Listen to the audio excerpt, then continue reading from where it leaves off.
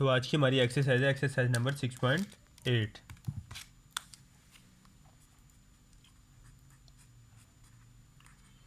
इसका जो हमारे पास पहला सवाल है उसमें वो कह रहा है कि find the sum of first 15 terms of the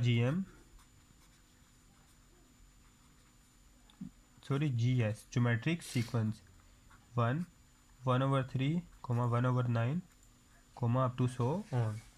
वो कह रहा है हमारे पास एक सीक्वेंस जा रहा है geometric sequence 1 1/3 1/9 up to so on. तो जो पहली 15 टर्म्स बन रही है उनका सम हमारे पास क्या आएगा, S15 हमारे पास क्या आएगा। तो आइए पहले इसको सिंपल फॉर्म में लिख लेते हैं। अप टू ये हमने 15 टर्म का बताना है। A1 हमारे पास क्या है 1, जो हमारे पास R है वो क्या है common ratio second value over first value, तो हमारे पास वापस 1/3 ही आंसर आ जाएगा। SN हमने फाइंड करना है, जबकि N हमें वो क्या बता रहा है, हमें 15 फाइंड करना है। तो SN का फॉर्मूला लिख लेते हैं। SN is equal to A1 minus R की power N over 1 minus R। ये इसका जनरल फॉर्मूला है, याद कर लें। A1 था ये हमारे पास, A1 हमारे पास क्या था 1 माइनस R की वैल्यू थी हमारे पास 1/3, और 1/3 की पावर चूँकि N है तो पावर 15 लिख देंगे ओवर 1 माइनस 1/3। अब 1 जिससे भी मल्टीप्लाई 1 ही रहता है तो हमारे पास बन गई 1/3 की पावर 15 ओवर 1 माइनस 1/3 था, तो एलसीएम हो जाएगा 3 आ जाएगा, 3 बनता 3। यहाँ तक हमारे पास सवाल सोल्व हो गया। यहाँ पे चूँकि वैल्यू 15 थी तो बस 15 आ जाएगा, मतलब कि 15 टर्म का सम। अब हमारे पास यहाँ पे वैल्यू बनती है SN इज इक्वल टू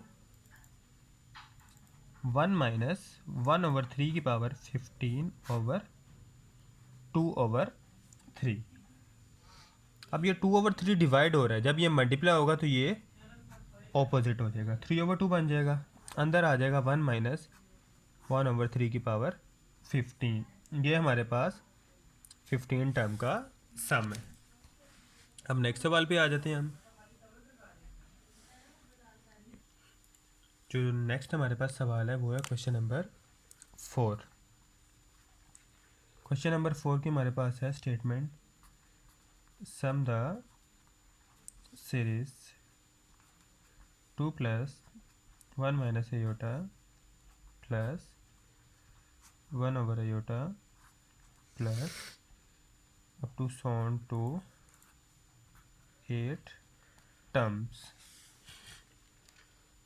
कह रहा है सम करो इस पूरी सीरीज़ को, आंसर क्या आना चाहिए हमारे पास 8 टर्म, मतलब S8 हमें आंसर में चाहिए। यहाँ पे ये हमारे पास A1 है, ये हमारे पास A3 है, और हमें क्या चाहिए A8,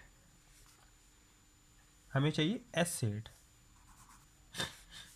A1 हमारे पास क्या है 2, कॉमन रेशो R क्या है सेकंड डिवाइडेड बाय फर्स्ट।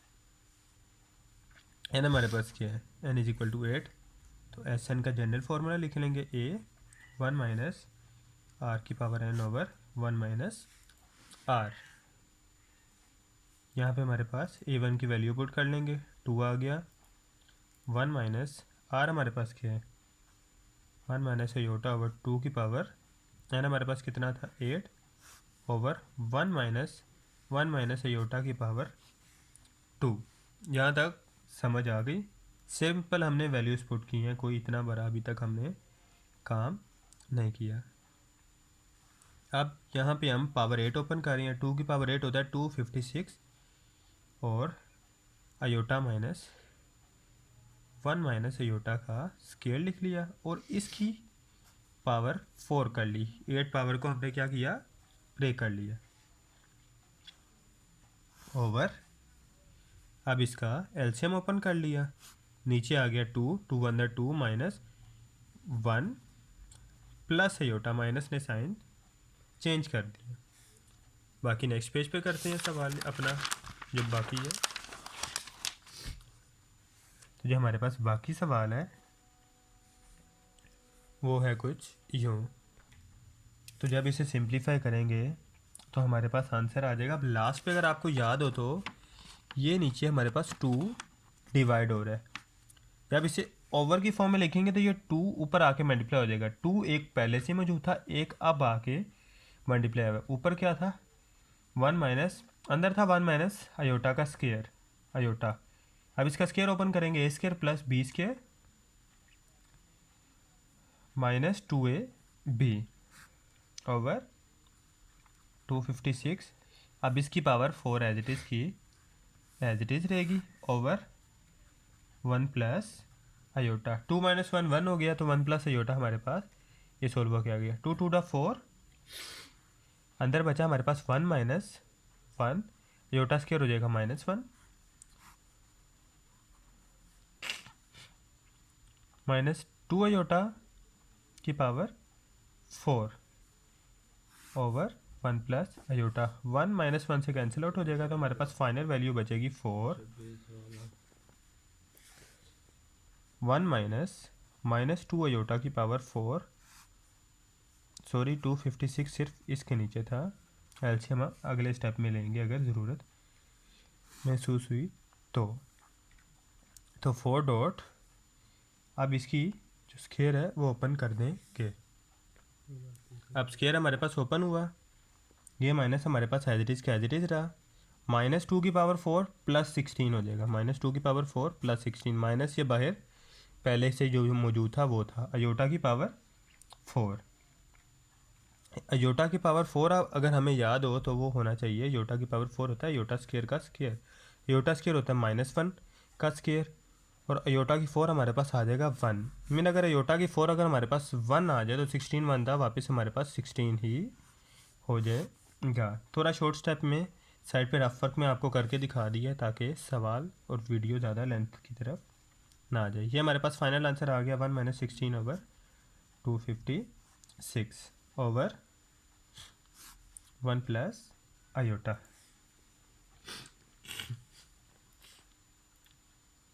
अब नेक्स्ट में हम क्या करेंगे, 16 के टेबल पे इसकी कटिंग कर देंगे। 16 1 द 16, 16 16 द 256। तो हमारे पास नेक्स्ट आंसर आ गया 1 minus 1 over 16 over 1 plus aorta. यहाँ तक अब हमें किसी किस्म का कोई इशू नहीं। अब नेक्स्ट में हम एलसीएम कंप्लीट कर लेंगे। 16 यहाँ पे आ गया 16 माइनस 1। एलसीएम का तो पता ही होगा आपको किस तरह लेना है। तो नेक्स्ट स्टेप में हमारे पास बिल्कुल आंसर की तरफ हमारा सवाल जा चुका है। 4 ऊपर 16 माइनस 1 हो गया 15 ओवर 16 ओवर हमारे पास आ गया 1 प्लस अयोटा। 4 1 द 4, 4 4 द 16, तो हमारे पास आ गया 15 ओवर 4 ओवर 1 प्लस अयोटा। अब ये 1 प्लस अयोटा इससे डिवाइड हो रहा है, जब स्विच करेंगे तो ये हमारे पास हो जाएगा 15 over 4 multiply by 1 plus aorta.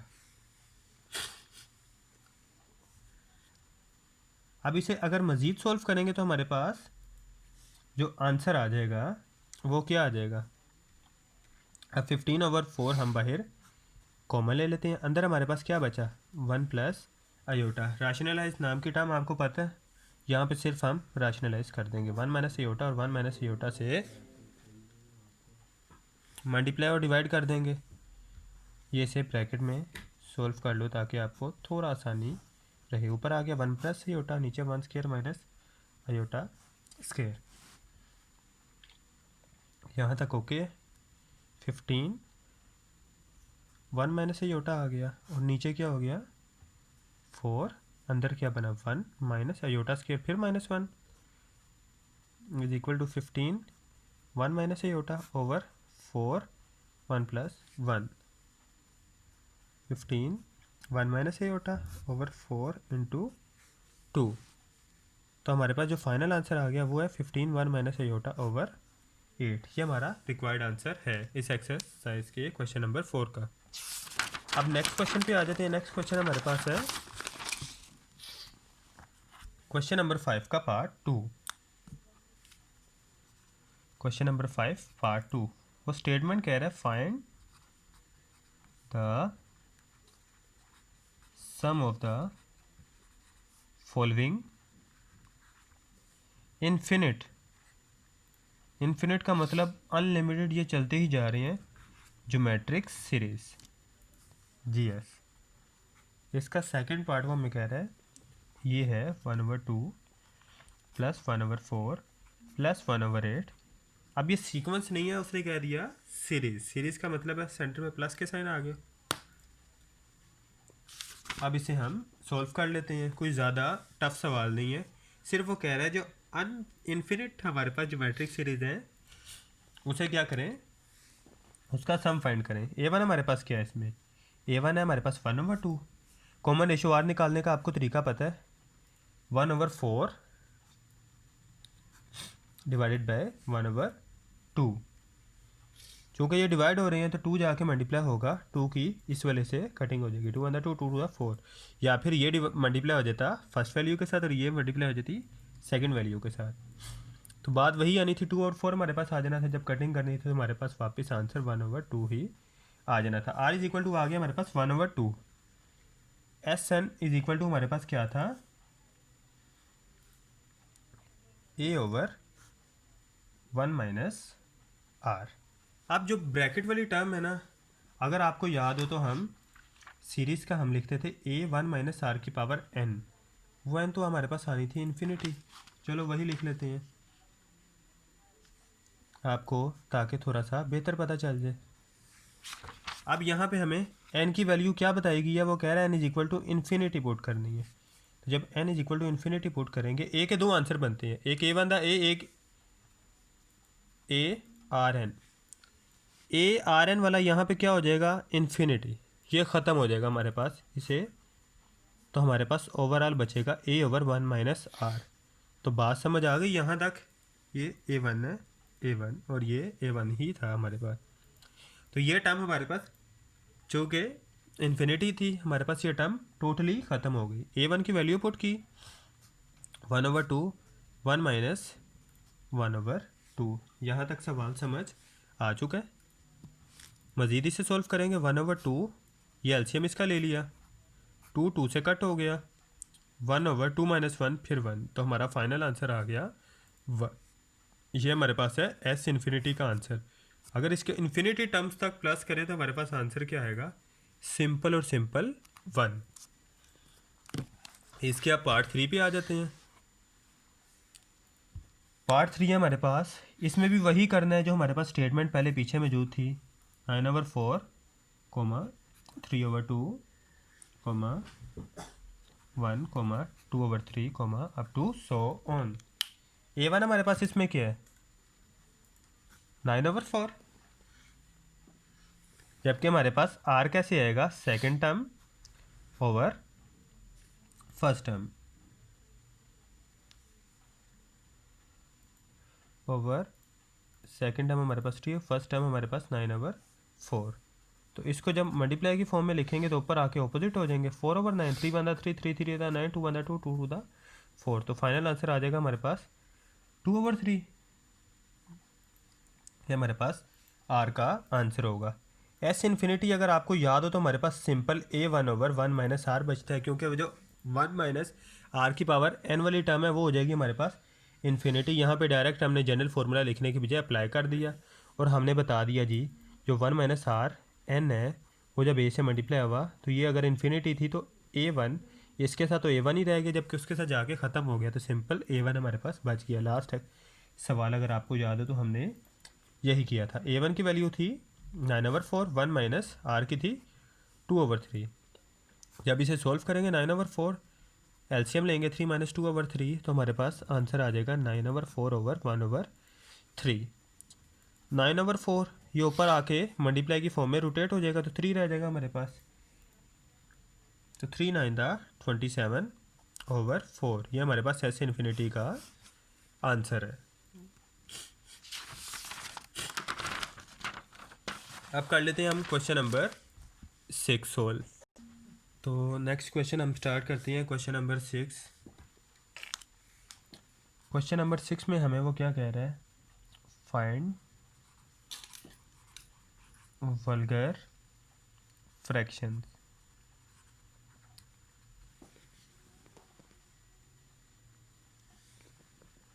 Equivalent to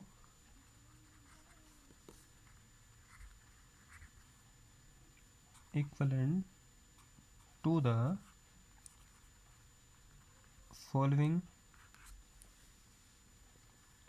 recurring decimal. अब थोड़ा ना इसके लिए पहले तो ये हम जान लें कि रिकरिंग डेसिमल क्या होते हैं। पॉइंट के बाद अक्सर आपने नोट किया हो कोई ना कोई वैल्यू रिपीट हो रही होती है। रिकरिंग डेसिमल उसी को कहते हैं। जैसे 20 डिवाइडेड बाई 6 करें ना, 6 3 दा 18, फिर पॉइंट के बाद 2 बचा, फिर 20, फिर 6 3 दा 18, और ये 3 3 3 3 चलता जाएगा, और ये 20 18 का सिलसिला चलता जाएगा। तो ये जो पॉइंट के बाद रिपीटिंग वैल्यूज़ हैं ये क्या कहलाएंगे? Recurring decimal. अब ये सिंगल वैल्यू भी हो सकती है, कई दफ़ा ये डबल की फॉर्म में भी आती हैं, जैसे 0.353535 या 0.420420420। मतलब बताने का मकसद ये है, ये 2 की फॉर्म में भी रिपीट हो सकती हैं, 3 की फॉर्म में भी, और कई दफ़ा 4 की फॉर्म में भी। तो आइए ये सवाल कर लेते हैं। इसका वो हमें कह रहा है पार्ट 1, वो क्या बता रहा है 1.34, और ऊपर इसने ये 2 छोटे से डार्क सर्कल्स लगा दिए। अब डार्क सर्कल्स का मतलब है ये रिकरिंग डेसिमल है। मतलब कि इसे हम कैसे लिखेंगे? 1.34 34 34 34 34 और डॉट डॉट डॉट डॉट, मतलब कि ये चलते ही जा रहे हैं अप टू इन्फिनिटी। अब अगर हम इसे इस तरह लिख लें 1 प्लस 0.34 34 34 34 और 34 डॉट डॉट डॉट, तो हम इसको इस तरह लिख सकते हैं। अब हमने क्या करना है, हर फ्रैक्शन में 2 पॉइंट्स को सेपरेट कर देना है। वो कैसे? 1 प्लस 0.1 प्लस, अब ये देखें, अब आपने इसे प्लस की फॉर्म में लिख देना है, जिसे हम क्या कहेंगे, फ्रैक्शन इसकी कर देनी है 0.34। अब 0 का लिखने की ज़रूरत होती नहीं जब हमें पता है पॉइंट लगा दिया, मतलब कंफर्म बात है कि हमारे पास पहले 0 है। तो नेक्स्ट में क्या लिखेंगे? 0.00। अब इसके 2 जो फिगर्स हैं उसको 0 लिख देना है, फिर नेक्स्ट में आ जाएगा 34, फिर नेक्स्ट में यही करना है। अब पॉइंट, इन 2 0 को भी 0 कह देना और इन 2 फिगर्स को भी 0 कह देना है। 4 0 फिर 34 अप टू सोन। तरीका समझ आ गया? कोई ज़्यादा टफ या इशू वाला मैंने तरीका समझाने की कोशिश कम से कम की है।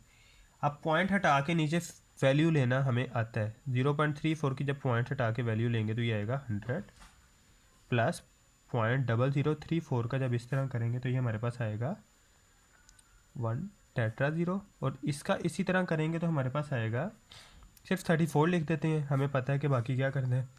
1 के बाद 6 0 प्लस अप टू सोन, मतलब हमारे हर दफ़ा 2 0 बढ़ते चले जाएंगे। अब अगर इस वैल्यू को पहले लिख लें तो अगली हर वैल्यू में से हमारे पास 34/100 कॉमन आ सकता है। तो हम क्यों ना इसमें से कॉमन ले लें। 34/100 कॉमन आ गया। यहाँ पे अब क्या बच गया? 1, क्योंकि 34 भी बाहर आ गया, 100 भी बाहर आ गया। यहाँ पे क्या बच गया? 34 तो बाहर आ गया, लेकिन सिर्फ 2 0 बाहर आए, अंदर क्या बचा? 100। फिर प्लस यहाँ पे भी क्या हुआ? 34 तो कॉमन आ गया, लेकिन अंदर 2 की बजाय 4 0 plus up to so on bracket close. अब अगर इस फॉर्म को ले लिया जाए तो ये हमारे पास यहाँ पे A1 है, और हमारे पास क्या है?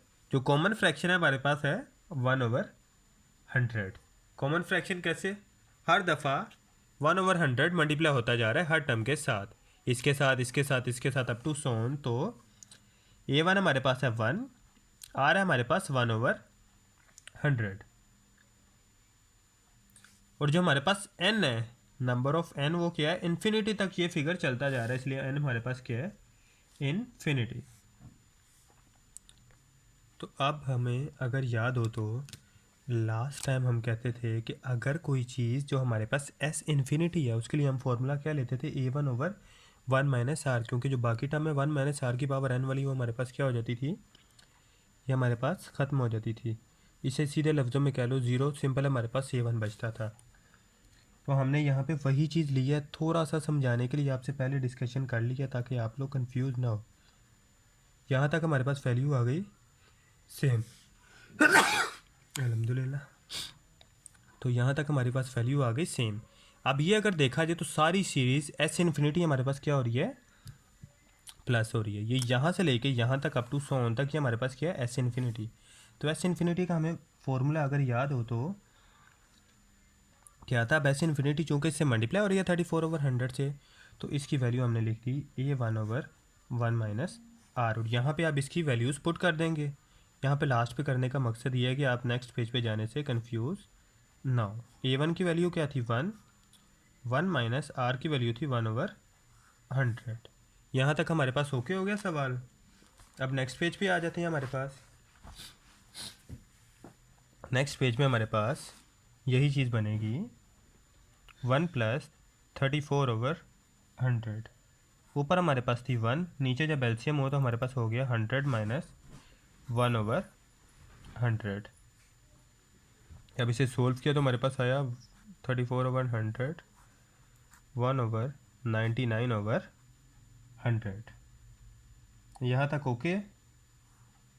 यहाँ तक अगर किसी को समझ नहीं आया तो दोबारा से बता दूंगे, यहाँ तक हमने कोई इसमें बड़ा काम नहीं किया।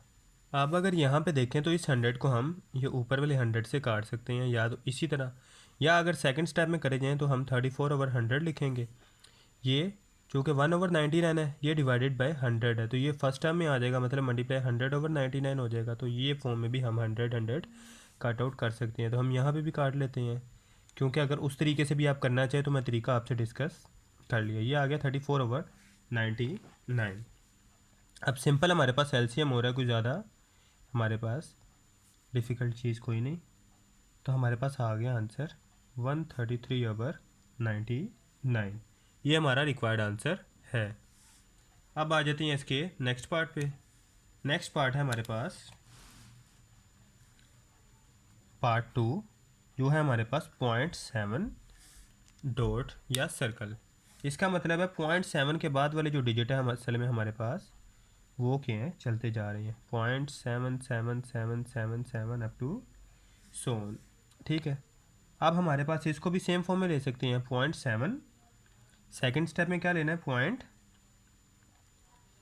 फर्स्ट वाले को 0 कह लिया और उसके बाद फिर 7, फिर फर्स्ट 2 को 0 कह लिया, फिर 7, फिर फर्स्ट 3 को 0 कह लिया, फिर 7 अप टू 100।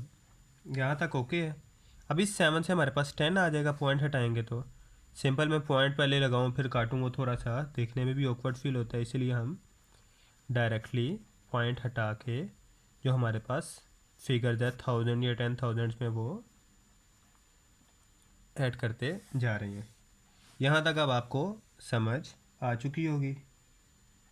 अब ये सिंपल हमने ये काम किया, कुछ ज़्यादा लेंथी काम नहीं किया। पॉइंट्स हमारे ख़त्म हो गया। पॉइंट्स ख़त्म होना हमारे लिए थोड़ा ज़्यादा बेहतर हो जाता है, क्योंकि कॉमन वगैरह लेना हमारे लिए आसान हो जाता है। अब 7/10 सब में से कॉमन आ सकता है। फर्स्ट में सिंपल 1 बचेगा, दूसरे में 1/10, क्योंकि 10 10 दा 100 होता है।